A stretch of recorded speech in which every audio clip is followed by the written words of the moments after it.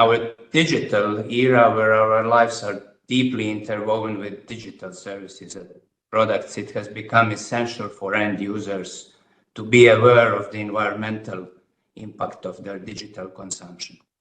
So BEREC recognizes that the awareness of environmental issues is a cornerstone of both end users' empowerment and ICT sustainability. We believe that providing environmental information on digital products and services is essential. Such data empowers users to make informed choices about their digital consumption. And just as we check nutritional labels before buying food, understanding the environmental footprint of our digital choices is equally important. The core of our initiative is a data-driven approach to end users' empowerment. By making environmental information available, BEREC aims to encourage digital players to support greener solutions, driving thus positive change in the industry. We also recognize the importance of cooperation with all relevant stakeholders, and this collaboration ensures a comprehensive understanding of the issue and encourages collective efforts towards sustainability. The outcomes of this workshop will serve as a foundation for a comprehensive report by BEREC. This report will not only provide an overview of initiatives by NRAs and other stakeholders regarding the empowerment of end users in terms of sustainability, but also analyze the most effective ways of reaching out to end users. As part of this work stream, we are also launching a communication campaign which aims to disseminate key facts about the environmental impacts of devices and services. And in this campaign, special attention will be given to the circular economy, emphasizing the life cycle of devices and principles of equipment durability and repairability. We also hope to contribute to discussions on the European Commission's directive for empowering consumers for the green transition. Finally, let us remember always that by working together, we can shape a future that is not only digitally advanced, but also ecologically sustainable. Thank you for your attention, and I look forward to the productive discussions and insights that will follow during this workshop, and I'll try to stay with you as long as possible. Thank you. Thank you very much, Tonko, for this introduction. I would like also to insist on the fact that we are very happy to hold this workshop with the participation of the European Commission, Residio Rumble, the European Environmental Bureau, and BEUC, the European Bureau for Consumers Unions. So just one note, the recording of the event might be published on BEREC website. And yeah, this you can see on the side a reminder of the key steps of today's event. I will not read the slide, but rather start right now the discussion with a quick presentation of BEREC first findings on the topic of discussion of today, end users' empowerment through environmental information on ICT goods and products. So to start, as you might know, BEREC, so the body of European regulators for electronic communications, included in its strategy 2021-2025 a new component on sustainability, committing BEREC to contribute to the implementation to ICT-related part of the Green Deal and other sustainable development goals. So to support this new commitment, a working group was created in 2020, the Sustainability Working Group, that is organizing the event of today. And so at the current moment, approximately 90 BEREC experts are members of this working group. So since its setup, the Sustainability Working Group have been investigating a variety of topics, and the research led to the publication of important deliverables for BEREC agenda on sustainability. One of the first and most important deliverables was an external study that was conducted along with the consortium WIC and Ramble. So we are really happy to welcome Ramble again in our premises. So this study was a first assessment of environmental challenges affecting the telecommunications sector and was published in 2022. It was followed by the publication of a report regarding BEREC's potential contribution limiting the impact of the digital sector on the environment. It was published the same year, and this report established the first proposal for a roadmap of BEREC to be able to act along with its NRS, its national regulatory authorities, on sustainability. Just to mention, among the topic of possible activities for BEREC, the topic of end users empowerment through environmental information was identified in this report as an important cornerstone for future activity of BEREC. And more recently, we published a draft report on sustainability indicators for electronic communication and services. A draft report was submitted to a public consultation early this year, and actually we are finalizing the report, and the final version will be published in the next weeks. We've been actively exchanging and collaborating with DigiConnect that is also working on this topic. And so with its work program 2023, BEREC launched a new work stream on sustainability focused on end users empowerment. And this is why we are here today. So we can go to the next slide. As it was already mentioned by Tonko, the workstream have three main aims. So the first one is to investigate end users and awareness of environmental issues and identify relevant data-driven tools and possible areas for recommendations. It will be also to explore NRA's current role and possible role on the matter, and to assess to what extent NRA's expertise on end users empowerment, which is one component of NRA's regular activity aside from sustainability issues, could benefit to existing efforts on the matter. And the third objective would be to actually inform about the environmental impact of the ICT sector, building on past work of BEREC on this issue, with a specific attention to circular economy and life cycle of devices. So regarding the deliverables, so one of the most important one is actually the workshop of today. We really wanted to be able to engage with key representatives and key experts on the topic, as it is at the margin of our main topic of work as NRAs. And we will publish a draft report end of this year and a final report after a period of public consultation that will notably use the results of today's discussion and, of course, the results of BEREC research and work on the topic. And in next year, we will also have a communication campaign that will be mostly focused on the devices sustainability. So we can go to the next slide. To kick off the discussion, we will detail a bit more our first findings on the topic based on BEREC Sustainability Working Group first research. And we can go to the next slide. To introduce this part, I would just like to insist on the fact that it is only a preliminary results based on literature review, review of existing regulation, and an internal questionnaire within BEREC. At this stage, it is not an official or common position of BEREC, and these results and assessment will evolve through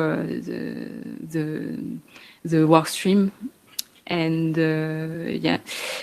so our focus for the first research on the topic was to answer the very first basic questions to better frame the topic. So first, why end users information is important in terms of sustainability of ICTs. Second, on what topics should this transparency be focused. So the third question is how to better reach end users in terms of environmental transparency on ICTs. And the last question, who is and should be leading the efforts towards stronger transparency and awareness on ICT environmental impacts. So we can go to the next slide. The first topic we would like to present is regarding the why. So how environmental transparency on ICT footprint is actually a mean for data-driven regulation, data-driven approach. So as highlighted by BEREC report published last year on sustainability and in our current work program, environmental information is crucial to develop data-driven incentives favoring most sustainable products. More precisely, on the consumer side, it means that environmental information can enlighten user choice. And on the offer side, this type of information could help stimulating competition by internalizing the environmental cost of the products and promoting the most sustainable offer.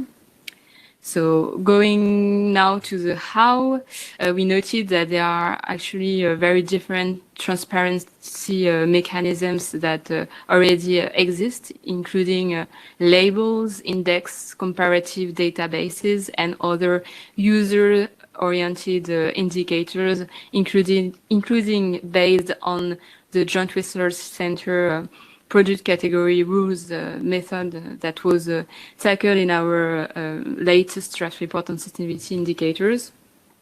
We noted through the literature review that actually the profusion of mechanisms raised numerous issues, including in terms of readability, reliability of the information, and harmonization of practices.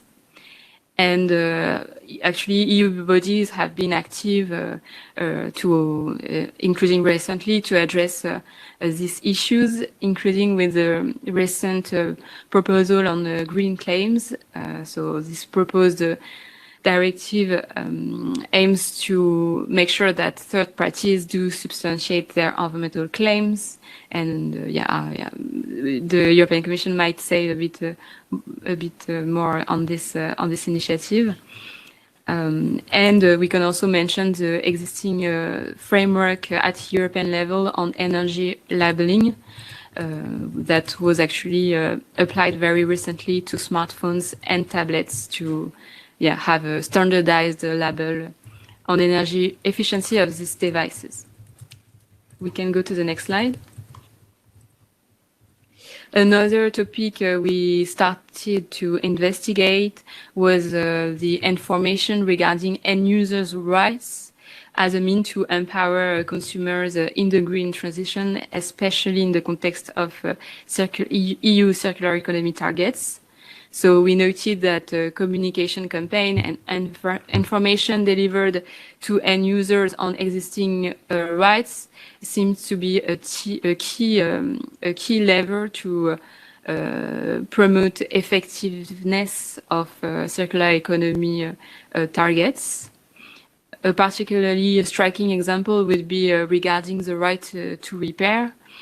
So as you might know, there is an initiative by the European Commission that is currently discussed by co-legislators, and it appears that through the implementation of this new right, information to end users will be extremely important to ensure effectiveness of this new potential disposals.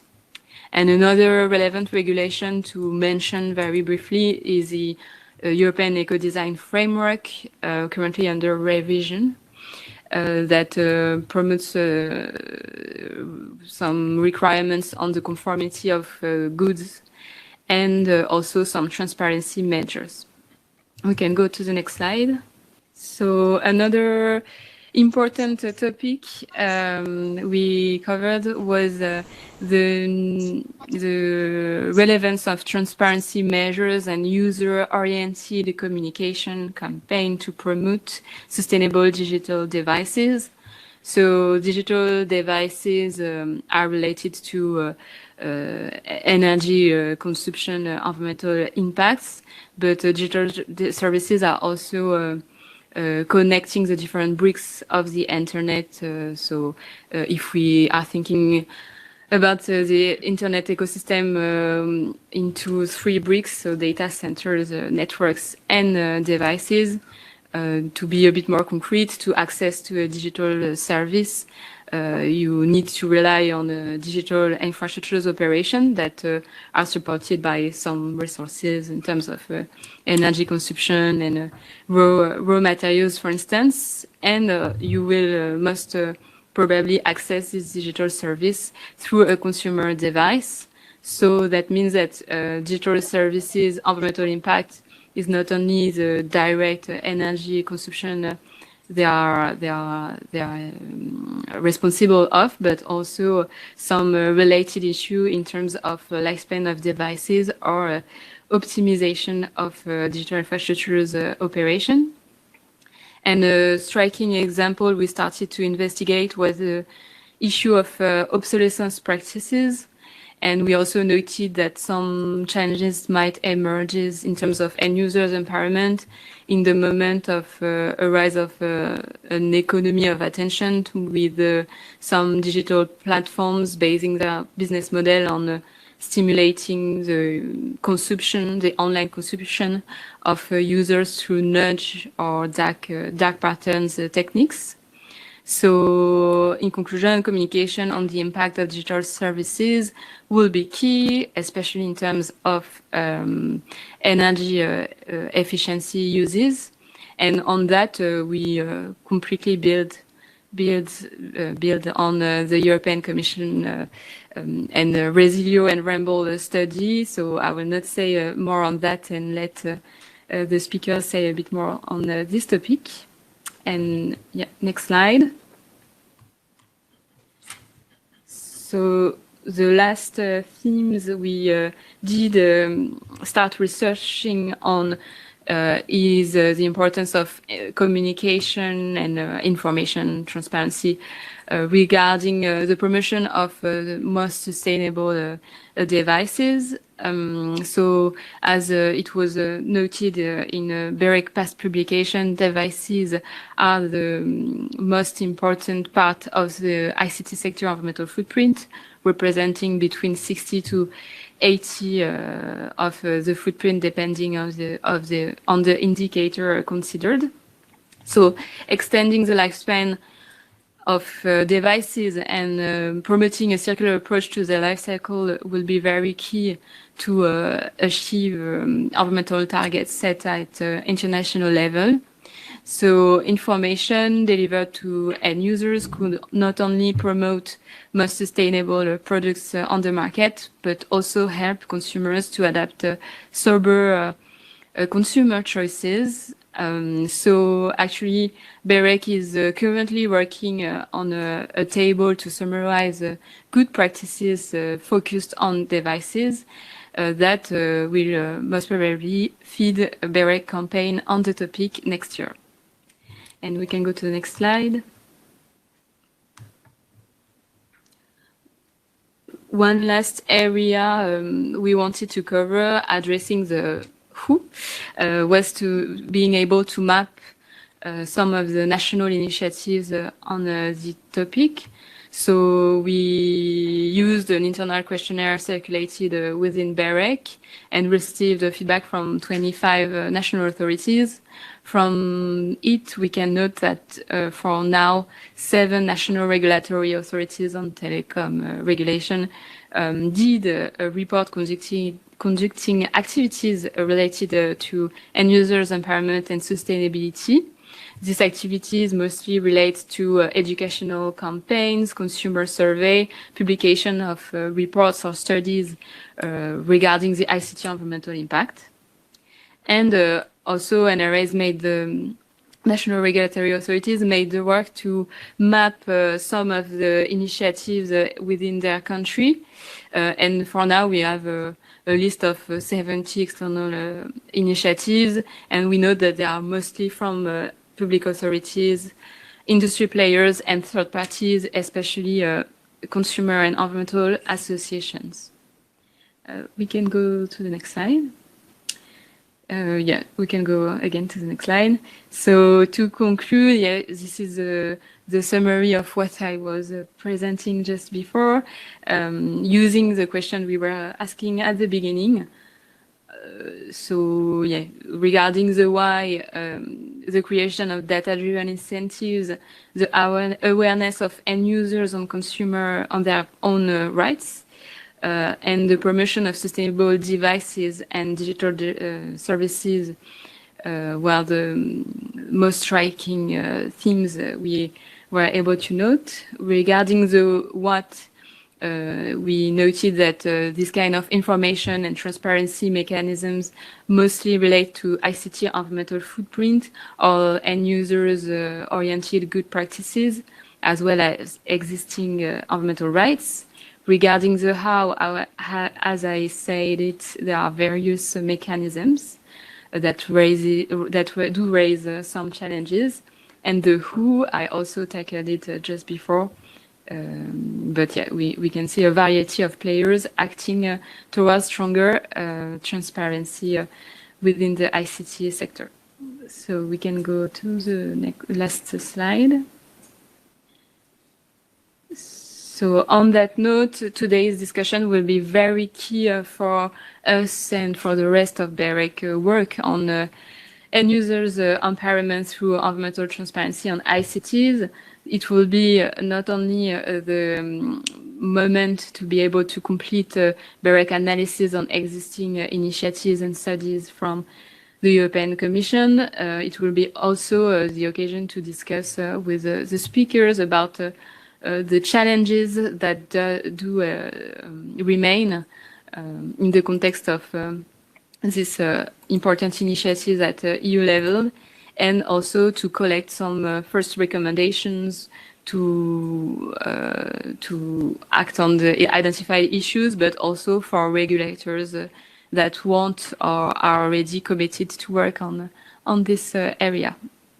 And yeah, more practically, as it was highlighted by Tunko, the results of today's discussion will be used in a BEREC draft report on the topic. So thank you very much. Yeah, I'll let you, Katerina, introduce the next speakers. Thank you, Sandrine. So we can go to the next point on our agenda, which is extremely expected, with very much expectations on our side, because the European Commission had worked during this year on a very important study, which is known under the name Assessment of the Energy Footprint of Digital Actions and Services. And we have the nice pleasure to welcome among us people who participated on this report and who came to, on this study, and who came to tell us a bit more about the outcomes. Online, we have Mr. Peter Stuckmann, who is the head of unit of future connectivity systems in DG Connect. Here among us, we have Mr. Rosendo Mañas Faura, who is a partner at Resilio, one of the participating companies. And we have also Ms. Aurélie Luque, the project director at Rumble, who actually participated on our own study a couple of years ago. So welcome back. And we have also Ms. Diane Pittel, who is a consultant at Rumble. And I give you now the floor and let you organize yourselves who will speak when. Thank Sure. you and welcome. Thank you, and it's good to be back. I think, the study was almost 2 years ago. In between, we've been working with the European Environment Agency, also inviting BEREC to talk to other national energy agencies, and the Commission, DG ENER, Commission Ramble with this study on assessing energy footprint of a set of digital action and services, and we partner up with Resilio, who has really in-depth expertise, knowledge in really measuring the environmental impact of digital products and services. So this was a kind of 6-8 months study, one of the first, I think, study from DG ENER targeting this very specific topic. And I'll let Diane introduce the objective that were set for this assignment, provide you with an overview of the first steps conducted, literature review, etc. And then Rosendo will tell you more about the methodologies applied to assess the digital uses and just also the DG ENER envisages to launch a communication campaign, also, having in mind that raising awareness around those questions is key. So, Diane, the floor is yours.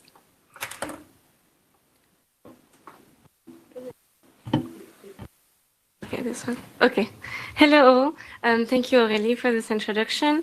I think before we talk about the study in depth, it's important to understand the context in which DG Energy requested it. And the first thing is, of course, the European context. And this starts with the European Green Deal, of course, which, as you know, leads the fight against climate change in the EU. And has a big focus on boosting energy efficiency, but also more recently the Repower EU strategy, aiming to enhance energy independence of the EU and reduce its energy consumption. And also the EU is also a big player in digital sector with the Digital Euro program and introduction of regulations aimed at reducing the environmental impact of digital productions. Secondly, of course, we must simply consider the impact of the digital world, as a lot of us mentioned already today. But digital practices, whether it's the production or the use of digital devices, has a big impact, although it can sometimes reduce the environmental impact by using less paper, this kind of things. And this impact is inclined to increase in the coming years as more and more people and organizations need to access internet and devices. We can move to the next slide. Thank you so much. In terms of the objective of this study, the goal was to raise awareness about the invisible energy cost of daily digital practices. And to do so, we decided to select 10 digital behaviors together with DG ENER and calculate their impact. So the behaviors are on the slide, you can see them, but it's from 1 hour video streaming to 1 hour video gaming, social networking, sending an email, switching on and off the Wi-Fi router. And so we followed 3 key steps. First, a literature review, where we looked at what is out there about these digital behaviors, what numbers are there, and also what methodology were used, and also maybe the energy savings opportunities that scholars have found so far. Then a modeling. So Resilio did the modeling to find simple estimates of these 10 digital behaviors, the energy consumption of these 10 digital behaviors. And then we created visuals to communicate our results. They are not out there, so you will see them in the coming months, hopefully. You can move to the next slide, please. Next slide, please. Perfect, thank you. So in terms of the literature review, the first thing that was highlighted across studies was that while individual behaviors such as playing 1 hour of video gaming have a very little impact in terms of energy consumption, if you apply it to millions of citizens, it actually have a significant impact. So it's totally worth, taking into account and thinking about this potential energy savings that we can do on our daily basis. And interestingly, the literature review already identified behaviors that could decrease one's energy consumption. And they are the following. So first, the device choice is quite important. The smaller the device is, the smaller the energy consumption is. This applies for video streaming, gaming, networking. Same for the video quality. The smaller the video quality is, the smaller the impact is, and usually doesn't really impact even the user experience. So it's good to know. Then the network choice, this might be a more unknown one. If you use your Wi-Fi, so a fixed network, it usually uses less energy than using your 4G. And finally, behavioral change. Of course, the less you video game, the less you use social networking, all these things, the less you have impact. But also by repairing a phone, by optimizing your Wi-Fi router, by switching it off when you're away, you can also reduce your impact. Regarding the methodology, we saw that LCA, so life cycle assessment, was one of the most used one, and was also, while it is time consuming and data intensive, the most accurate method. And finally, we noted that not all distinct digital behaviors have the same level of interest in the literature review. So video streaming and gaming have a lot of traction, but sending a file or sending an email have a bit less, have been less documented. Thank you. Thank you.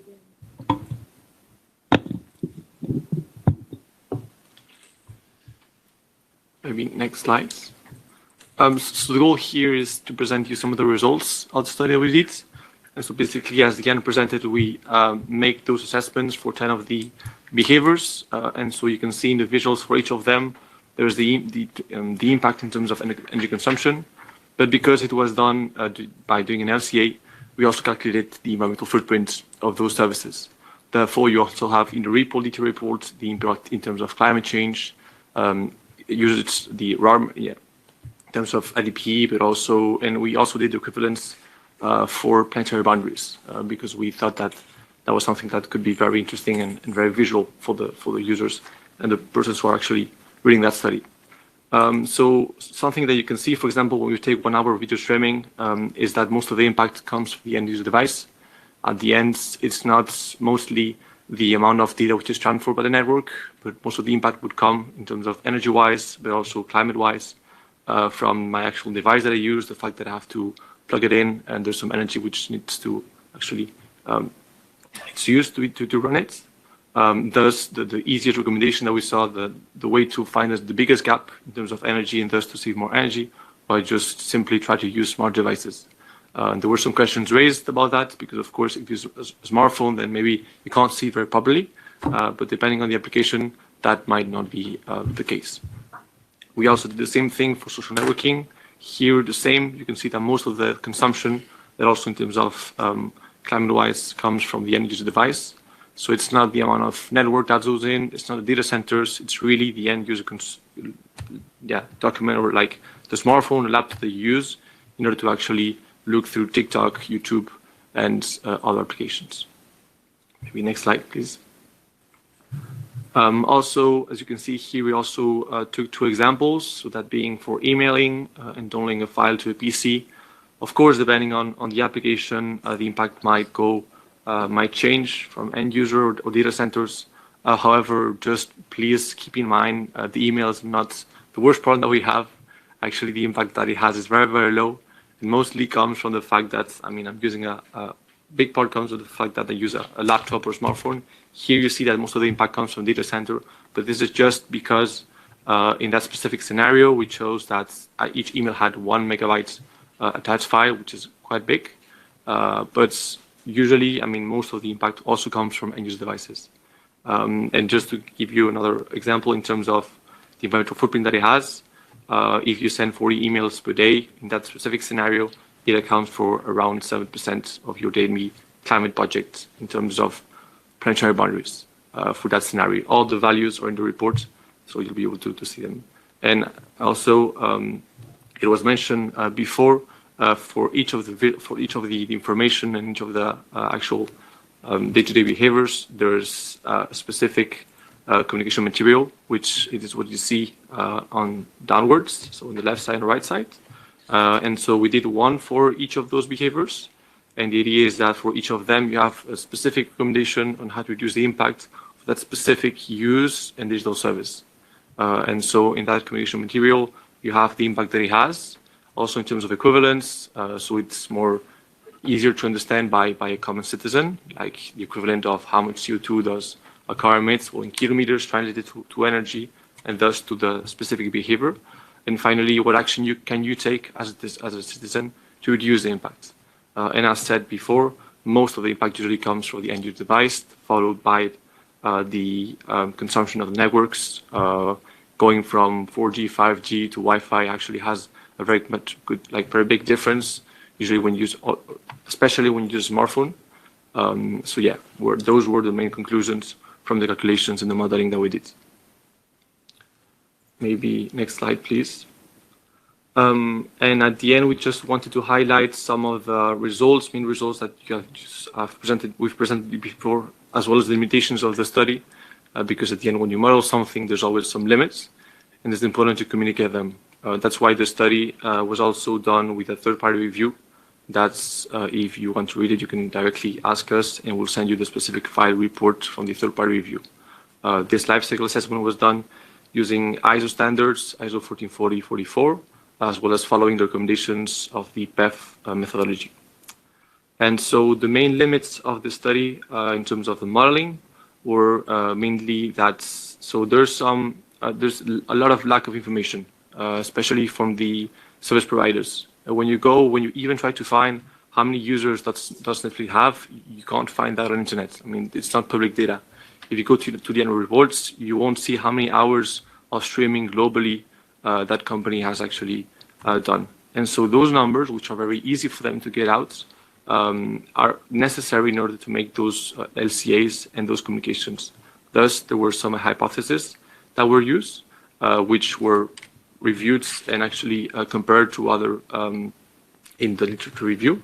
And those are the main limits that we have. And of course, also, before it was mentioned, the PCRs, for the network part, so basically when we accounted for the impact of the network, we followed the PCR on internet provisioning from ADEM. And we didn't use the cloud PCR mainly because there's a lot of lack of information on cloud and large hyperscalers. They don't communicate on the impacts of the services, and that cloud PCR is actually being reached and reviewed by ADEM, so we didn't have time to look into it. Maybe you can go to the last slide. And so we wanted to finish with this image. And so the idea is that, so at the end, what we did was actually, for example, if we take, what is the impact of 1 hour Netflix? That's for us what was commissioned to us in terms of energy, and also we did it environmental-wise. And so for that, in our case, we only had access to this PCR and digital services. Thus, there was a clear methodology on what to use, how to follow, not the question that was raised on how will that specific answers it. So there was this PCR internet. However, there's still a lot of lack of information for cloud hyperscalers, but also in terms of the digital services themselves. And actually, the assessment is not very hard. Really, if you take those three pieces, those three PCRs, and you take information from the end user devices, then you just follow the PCR and digital services, and you can make your own life cycle assessments for your own digital service. And so there is some clear methodologies which are being written and tested by some regulators, ADEM, for example, to actually go through that way. And so something that we also lacked was this maybe Nutri-Score or the equivalent, the eco-design label, something, a standard, so that when someone communicates on the impact of a digital service, everyone can communicate on the same way. And the idea was just to remind that the EU is going that way. And as you can see on the top right, there are some actions that the EU Commission will take towards ensuring this transparency. And we believe that the tools are here, those guidelines are here. We just need more help from the regulators, more transparency from the manufacturers, because it's actually the method it's there, it's clear how to use it. We just need those final inputs in order to be more transparent. Thank you very much for a very interesting presentation. Okay, so first, good afternoon to all. Thanks again for inviting the BEREC and EB to your Sustainability Working Group. And maybe, Sandrine, should we ask you each time we want to change slide? Okay, okay, so please, next slide. So just to explain, we've been receiving questions from BEREC. I don't know if they've been shared with you, but that will clearly structure the presentation. So we will really try to answer the questions that have been asked to us. So for example, the first question was a presentation and our relation to the topic of empowering end user. So we start like this. So we're going to start with this presentation. And Sylvia, please. Yes, thank you. You can move to the next slide. It's just maybe.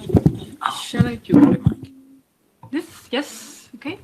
You can move to the next slide. It's just a quick presentation about BEREC. I'm not sure how many of you already know BEREC. I know that BEREC has collaborated already with BEREC in some other files, mainly on digital areas of policy.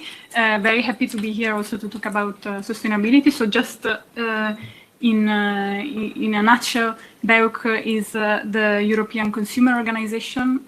We have been around since 1962, and we now have 45 members from 31 countries, European and beyond as well. And our main mission is really to represent and defend consumers at European level.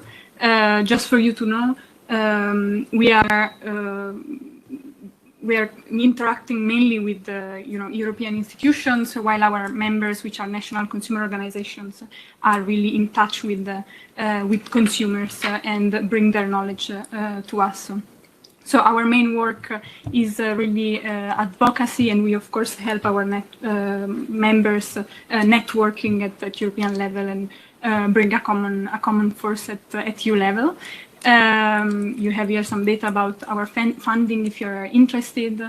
And of course, BEREC work areas go much more beyond sustainability only. We cover several different aspects, going from food to product safety to international affairs, financial services, and so on.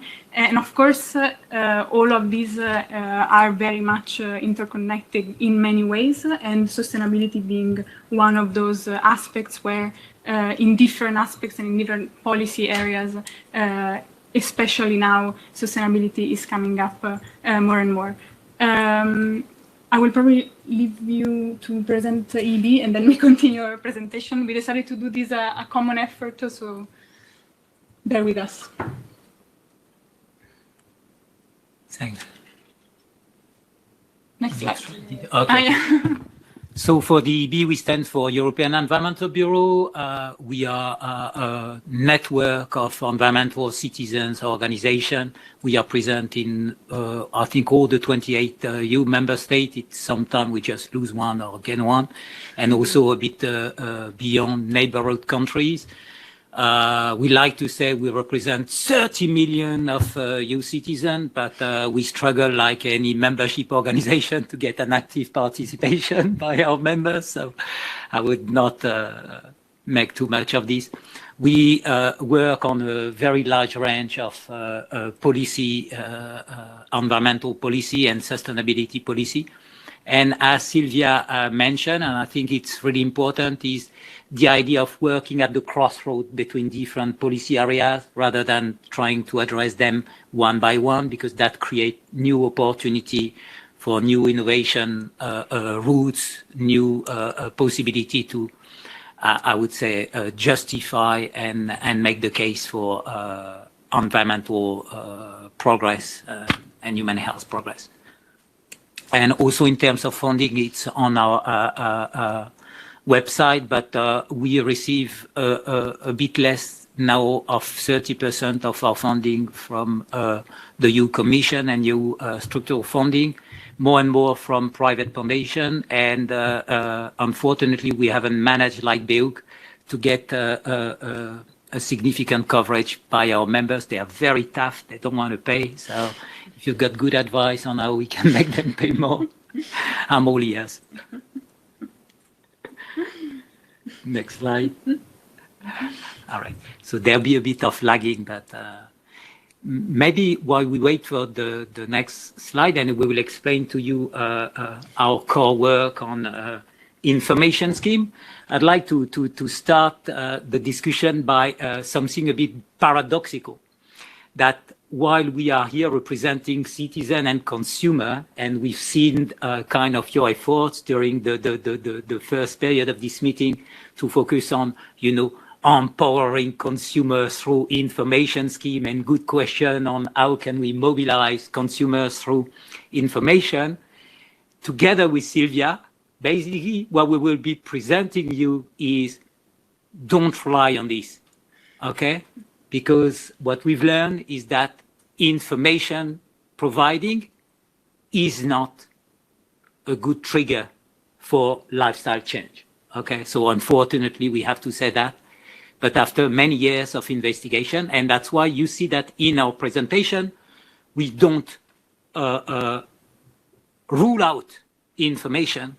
We say that information without price signal. If there is one key takeaway that you have, is that information is crucial, but it's clearly not enough. The next slide is about what we do on the topic of empowering end users through environmental information on ICT. Mm-hmm. Sylvia? Yeah, and as you say, as you said rightly, information has its role to play, of course, in the sustainability transformation, and consumer engagement is also very important. But indeed, we cannot stop to there.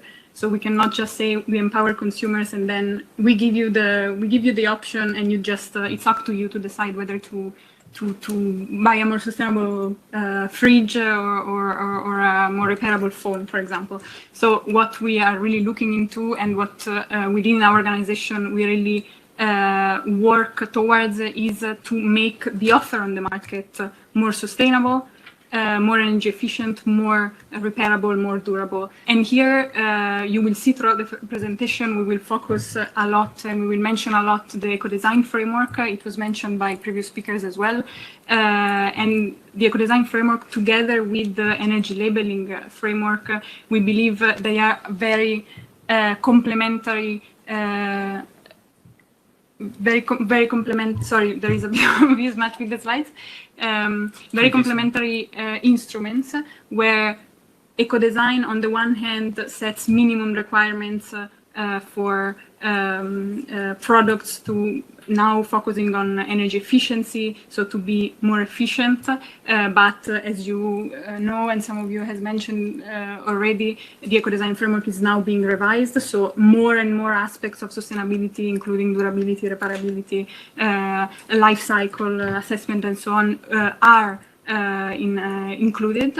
And so on the one hand, you have removing non-sustainable products from the market by setting minimum requirements to enter the EU market. And then you have this labeling scheme, which is the famous, I hope most of you already know, are familiar with the energy label, which really works as a pulling effect towards even more energy efficient, even more sustainable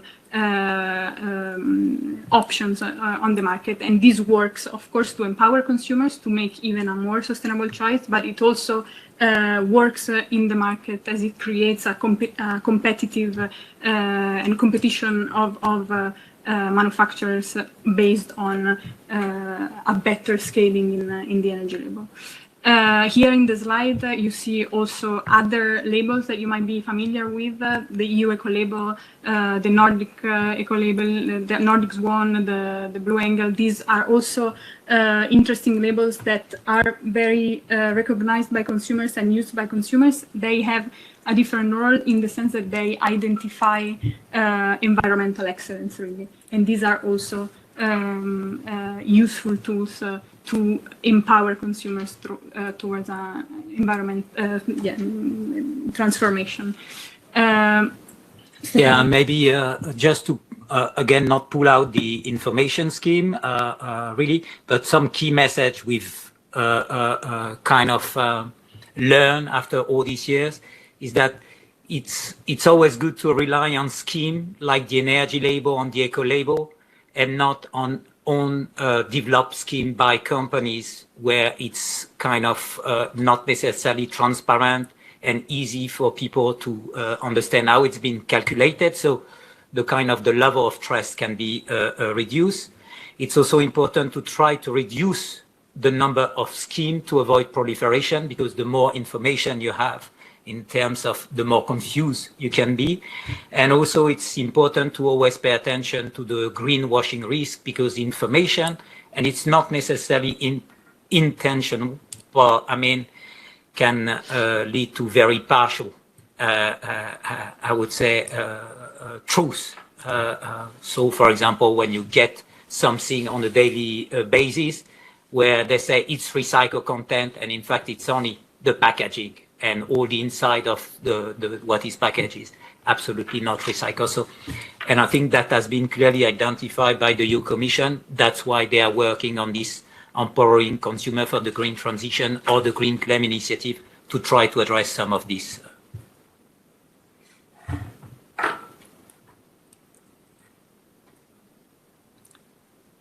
Okay, so just presenting again a bit what we've started with.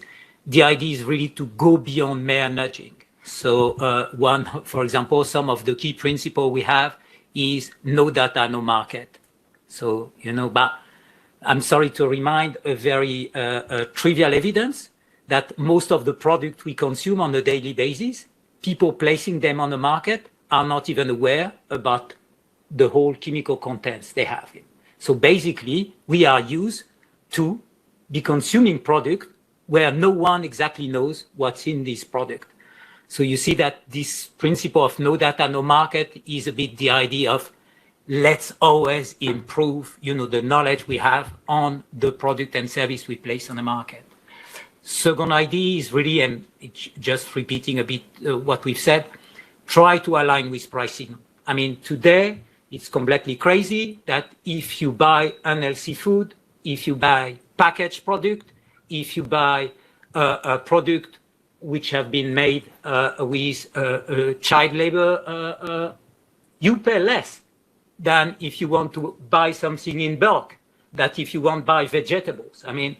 That's so as long as there is a misalignment between sustainability performance of product and service and price signal, it's extremely complicated to convince people they need to buy this. So I'm sorry to remind this evidence, but that's why a big part of our work is how can we change the competition through economic incentive and public policy, so that little by little we align sustainability with price signal. And that's the idea of the EU Commission, to say little by little make sustainable product the norm, so that this is the default option.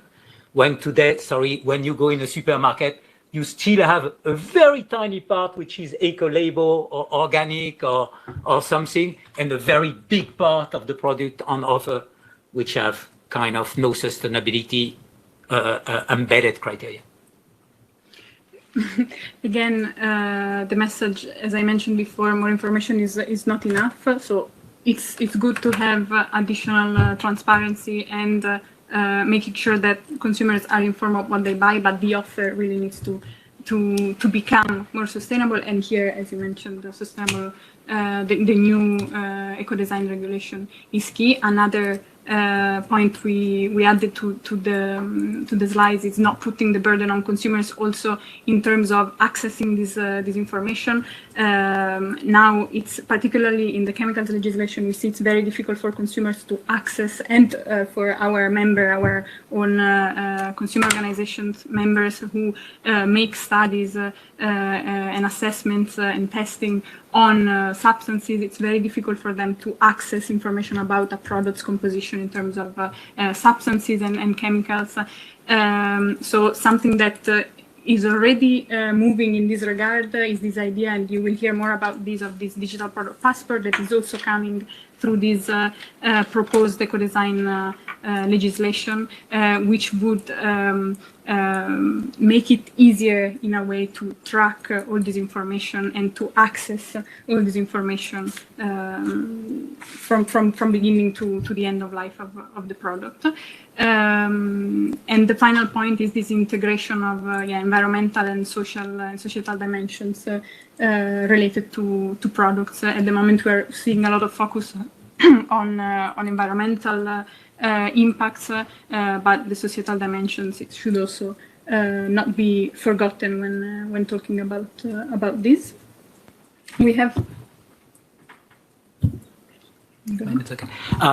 We'd just like to insist a little bit on this last point, because very often when we try to address the issue of less wealthy household, the answer is price. So even in your industry, for example, you say, we need to have cheap digital service so that people can access it.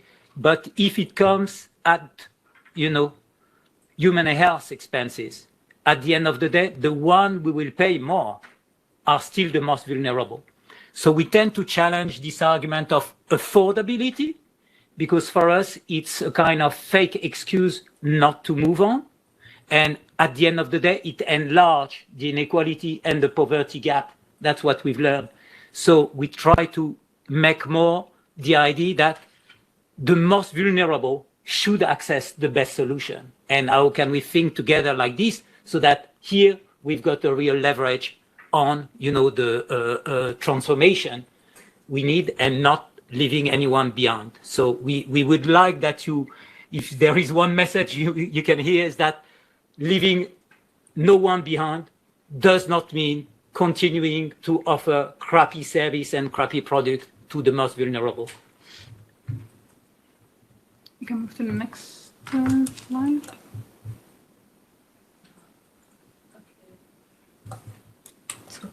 Okay. So here it's just something that is coming, and for us is full of promise and full of potential, is this digital product passport. So we just wanted to remind this, it's part of the Make Sustainable Product the norm, and it's the idea that now the product placed on the EU market should be more systematic covered by an information scheme. And the product passport has been thought of by the EU Commission services and all the people around as not something that would be, I would say, a centralized information, but according to decentralized, I would say, information available in different databases, notably at company level. And we think that this is very good, because that can, of course, convey information for consumer, but it also a way to differentiate as an industry, to help market surveillance authority, and also having this idea of reducing the burden for industry, because through this passport, we expect that they can report one, and then we can use the data for different reporting obligation. But maybe I can jump in here. Of course, with this hype of digitalization, and the digital product passport is really a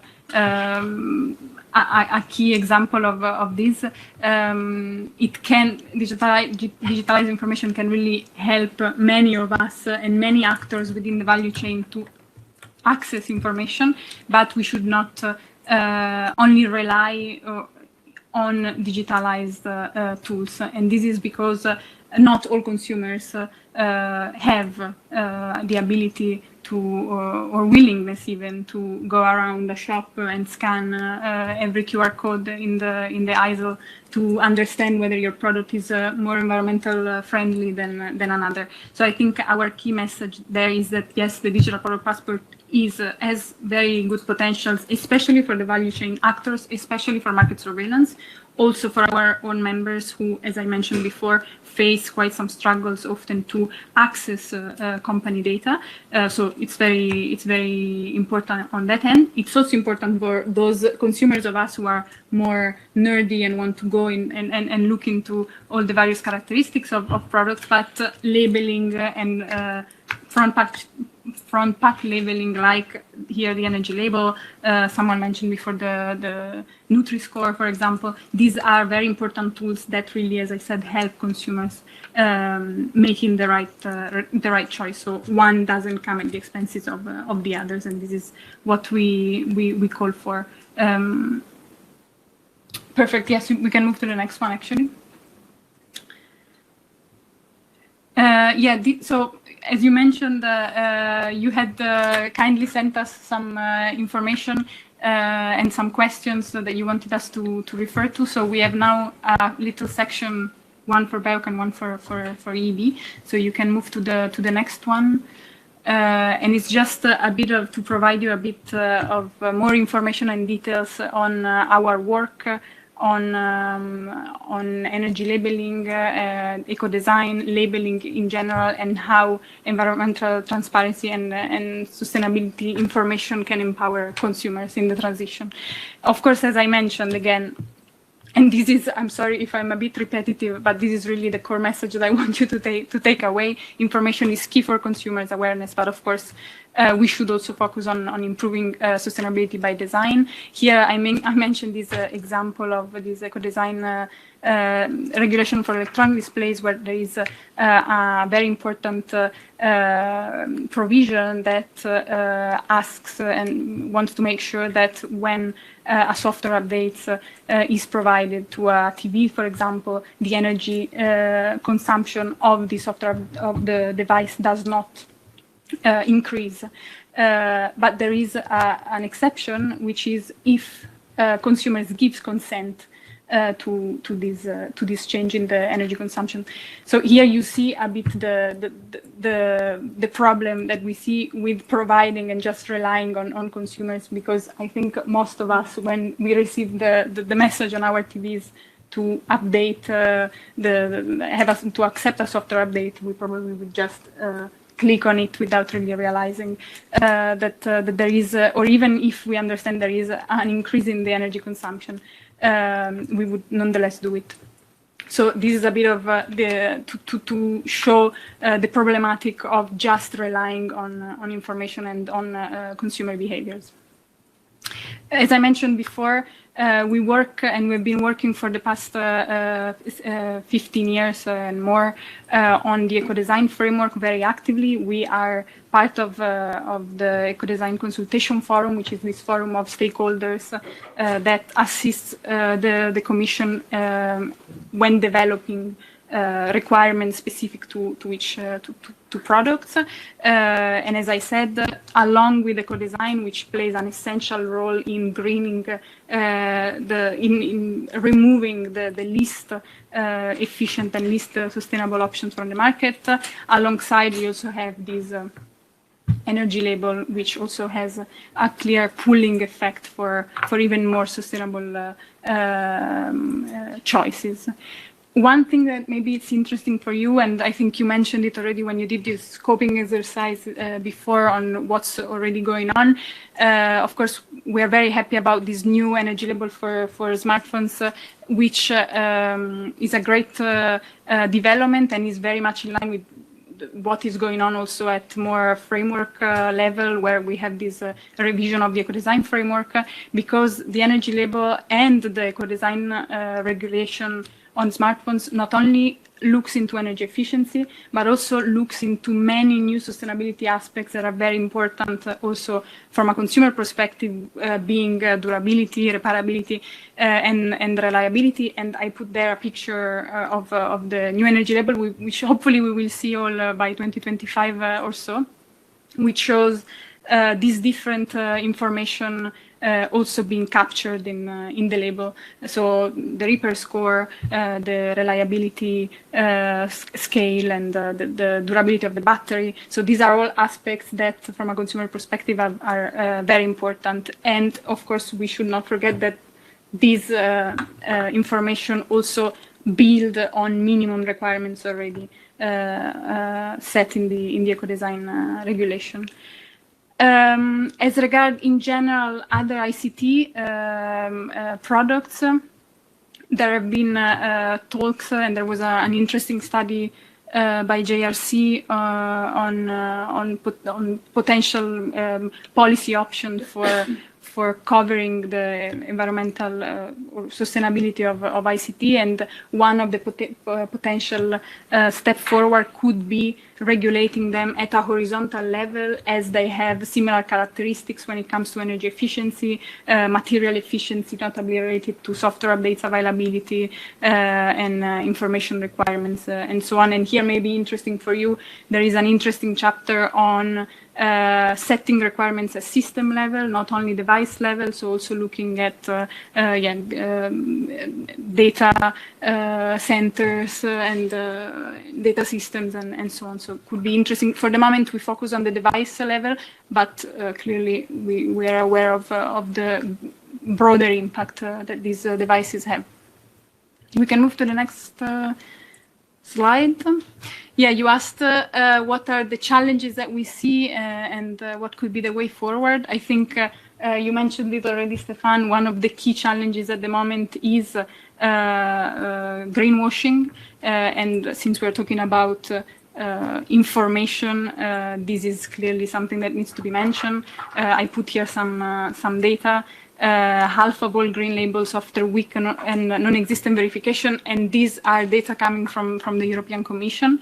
And this leads to a situation, of course, where consumers end up feeling confused, of course, not really understanding what is a reliable claim and not, and therefore this leads also in losing trust in also those environmental labels that are instead very much reliable, as for example the energy label, the EU Eco label, and so on. We have a good news today. I think we should have updated the slide, but last night we had the trial negotiation on the empowering consumer proposal was finalized. So now we have a nice regulation coming our way, which also addresses greenwashing, and among other things, it restricts the use of claims on carbon neutral claims, which is something that the BEREC has really fought for. So as way forward,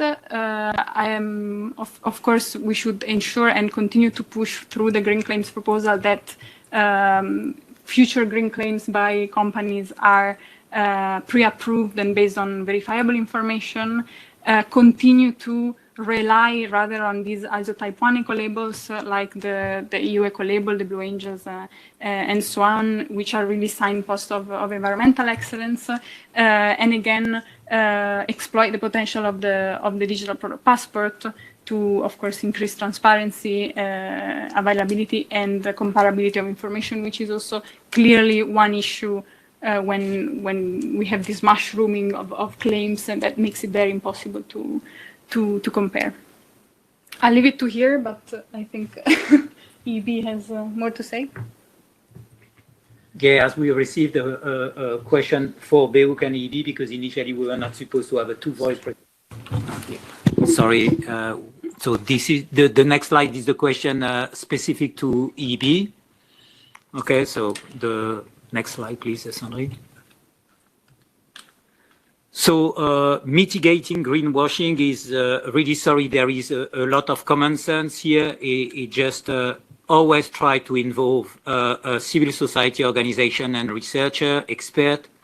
I mean, we know you are very often in touch with industry because, of course, this is their kind of natural field of work and where they have to provide their service. But really, if there is one advice we can say, just try to get a variety of stakeholders around the table, because that helps to develop a wider perspective. And notably, if there is a specific community that is affected, try to have this community involved. We see more and more kind of challenge with, base station being placed at place where it can be a bit contested. And we have to be pedagogical for that. And very often explanation can also help mitigate the the objection. Another thing is do not stay blind on issue, notably at the moment where we've got a lot of fake news. So basically, if you don't communicate on the health impact of 5G, people will communicate on it.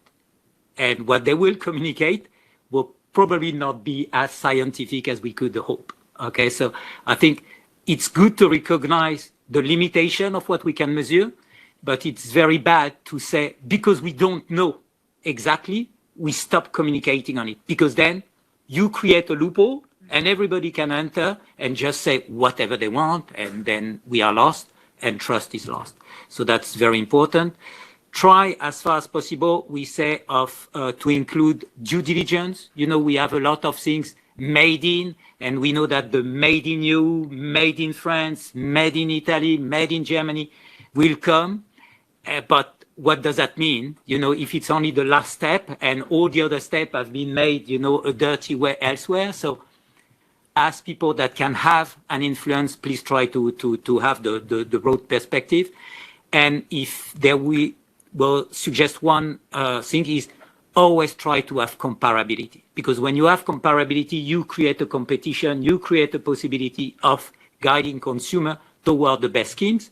But if there is no comparability between the different allegations, then the consumer, they don't know, so they tend to stick to their routine, and it's super complicated to change their behavior. Next slide, yes, existing tools. Again, sorry, a lot of common sense. At EU level, we've got the non-exclusion criteria. I guess you're familiar with this, that when you have someone that has a legal issue in the past, try to really assess if those people can still work with you or answer the bid you can publish. Always try to have a proven standard methodology. Just one thing, for example, I discussed with the colleague from Rosendo. I said, you suggest a Nutri-Score, but for example, we know that through ISO and PEF, we cannot aggregate different dimensions. And of course, Rosendo had identified this. I think he's got a good answer, but you know, this kind of things. We need to stick to standards so that we are not objected. Third-party verification, independent audit, and again, if you can involve non-industry stakeholders and ensure the possibility of their participation. Then there was a very specific question on CSRD. So CSRD, are you all familiar with this? Is the legacy of the non-financial reporting. You know, when you receive this kind of beautiful report on sustainable development by big companies above 500 employees. And the issue we had in the past is that you can receive beautiful reports which look more like a PR exercise. Okay, so, and what has been tried to address is, can we have more harmonized, so that again, harmonized reporting, so that again we can compare and we can say who are the best performers. So, but the question was, how can we relate this to consumer information? And the answer is not that easy. Even if the EFRAG standard have a specific chapter on consumer and end user, you see that going from company level data to something that will be in interface with the consumer is not that easy. So what we would suggest is, when you target consumer, just build on more kind of smarter, more communicable schemes, as the one investigated, for example, by Rambo and Resilio. But if you have to deal with companies, if you have to deal with people, I would say, answering some call for project or that you have to regulate on because they will offer digital services, those are companies that should be able to reflect on the CSRD standard. And I mean, I don't want to go into this, but just be aware that the delegated acts published by the Commission, unfortunately, water down a little bit the intention of this harmonization, because the company will not be kind of obliged to absolutely stick to the EFRAG standard today. So an advice we can give is that in case you deal with people's service provider, just try as far as possible in your tender or in the tender of your members to have, you know, really this EFRAG standard being reflected on. But what I think was beyond the question, and which I think is very smart, is don't multiply. We know that BEREC is investigating a list of indicators, sustainability indicators. In our opinion, if you can stick to indicators that anyway company need to report on, you will increase acceptability, you will increase the possibility of enforcing them. If you try to develop your own set of criteria, they will complain naturally, and then it's going to be more complicated for you to build on experience. So you can be more selective, but try not to develop a new set of indicators. And then we've got the final question. We try to be quick. So that were for the two of us. So the recommendation. Yeah, I suggest we go quite quickly through this slide because it's a bit of a repetition of what we mentioned before, but we wanted to make sure to encompass everything together. So as we mentioned, there are a few aspects related to design and information requirements. So of course, set stringent and fair eco-design requirements for the remaining ICT products, basing on the example of the smartphones regulation, for example, along with green public procurement criteria and potentially also eco-label schemes for digital services. I think at the moment only computer TVs have an eco-label at EU level, so it could be interesting to also develop for other products and services. Of course, a reference to the digital product passport and how this could also reflect in terms of ICT and digital products. The issue of reparability and I would add also durability of consumer products, which is also linked oftentimes to also these digital aspects of these products. So software updates or software obsolescence. So when products are perfectly functioning, but they do not have the support of software support, and these make it obsolete from a consumer perspective. And this is where, for example, the new regulation for smartphone steps in and provides minimum duration for this software support. As mentioned before, wherever possible and wherever all these elements are similar throughout different products, look into horizontal regulation rather than product specific, which you might, I'm not sure how aware you are with about the eco-design framework, but one issue that is recurring is that the Commission is lacking resources. So oftentimes we're lagging behind in the work and in developments of product specific regulation because of resource issues. So one possibility to make up for this could be, wherever possible, harmonize and create horizontal requirements. And again, when you mention about social aspects and integrating this with the environmental dimensions of products. Next slide, please. Yeah, so this was addressing the design stage, but of course the decommissioning and end of life stage might be also of importance to you. So really, we are now starting the discussion on revising the waste of electric and electronic equipment, trying to cover the whole impact during the whole life stage and not stick to recycling. Notably, it is our understanding that in the digital sector, you've got already good practice on, for example, reusing or remanufacturing some of the things. I mean, I'm a French person. I don't own my box, my modem. You know, I just rent it. At the end of its life, it's back to the supplier. So I think that's this kind of thing that can really save on resource, and it's interesting to reflect in the new text this kind of best practice. Try to have incentive schemes. So this is also something identify at your level, so that people, instead of storing their ICT product in the drawers or just to neglect them, have an incentive to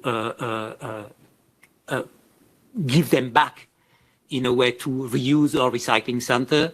We hope that in the in the new eco-design, there will be a clear prohibition of destruction of unsold electronic goods. You're probably not concerned because I guess there is no unsold digital service infrastructure. But still, this is kind of always a pity that we have to discuss years, and the Commission is suggesting we will need to get a new delegated act for something that is as simple as those goods are perfectly functional.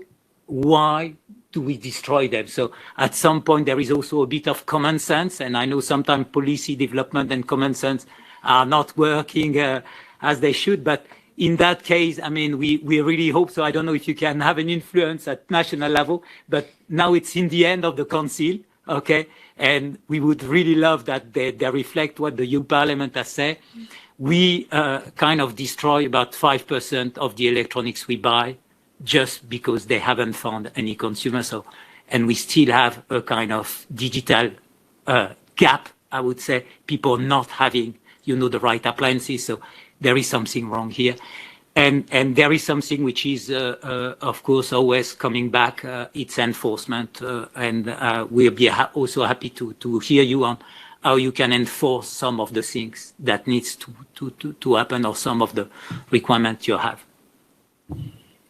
And we dared having specific recommendation toward BEREC, but we may not be completely fully aware of what is under your control. So please take them more as a discussion point. The first point I think we've already elaborated on. We know that you are developing a system of indicators. Again, try to stick to robust existing one so that you can accelerate the implementation and the acceptability. Yeah, again, try to align those with eco-design. Sorry, we have to always remember to. And that the requirements to, again, avoid this multiplying of methodologies. Again, yes, not focusing only on one aspect of sustainability as it could be the energy use, but really extend to different impacts of that are related to sustainability. And again, include the social perspective, not to reduce sustainability to the environmental aspects only.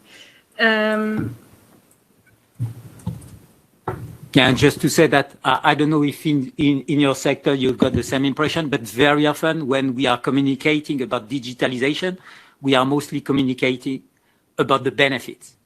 Video conferencing that can save on transport and things like this, with an energy focus. And we know that the digital services have really optimized the energy consumption.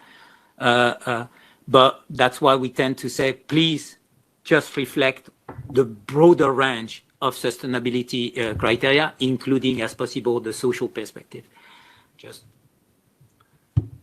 And then we were asked what means to keep leveraging your commitment on the issue. So first, thanks again for inviting us. It's not that often that we had the opportunity to collaborate or to discuss, exchange with digital service organization and notably with BEREC.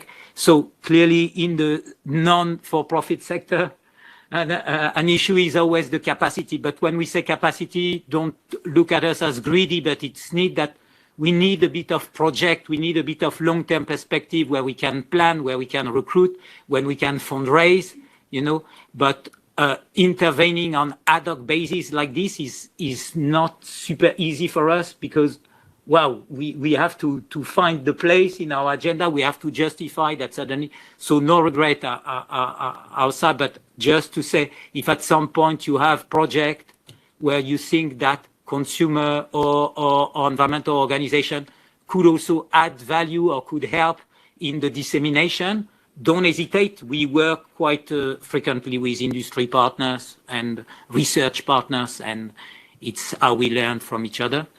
And another thing that is very important is that we understood that the sustainability agenda is kind of new for BEREC, and we thank you. This is really a key aspect, getting more actors in this sustainability field, trying to provide transparency, try to promote sustainability. This is really one of the key aspects. And as always, I mean, this is really like repeating what we've said in different slides, but the idea is to try to have a kind of level playing field to more and more have sustainable public procurement. And one thing we would really be interested to collaborate with you, and I think that has been reflected in the question during the first session, is this kind of what can we call for digital sufficiency. We know that we want to digitalize everything, but how can we also share, for example, devices? Do we all need 5G? You know, that's something we need to understand. Is it a question of we need to scale 5G because at the end of the day, you will save? Because at the moment, what we see is that, well, you will provide 5G. We're going to be even more, you know, data demanding. We want to have a higher resolution. So how can we have this kind of balanced approach between what is really needed for certain sector and what should not become a trend that will probably like have a rebound effect on all the efforts you've done and we've done together on other aspects. And I really insist on this is a research, a collective intelligence. I think at the moment, no one has a clear answer, but if we group our force together, maybe we can try to progress on this. And well, thank you very much. You're done. Thank you very much for this really, really rich presentation and lots of information. So with this, we came to the end of our today's workshop. Thank you everybody for your participation, especially our online colleagues who made it until now and did not give up. I think it was very rich today, rich information, rich discussions. So I'm very happy about this. Hopefully you all are taking something important with you for your NRAs and for your practical work at home. Thanks again to our guests for visiting us and for delivering all the information to us and for responding all our questions which we had, and we had many.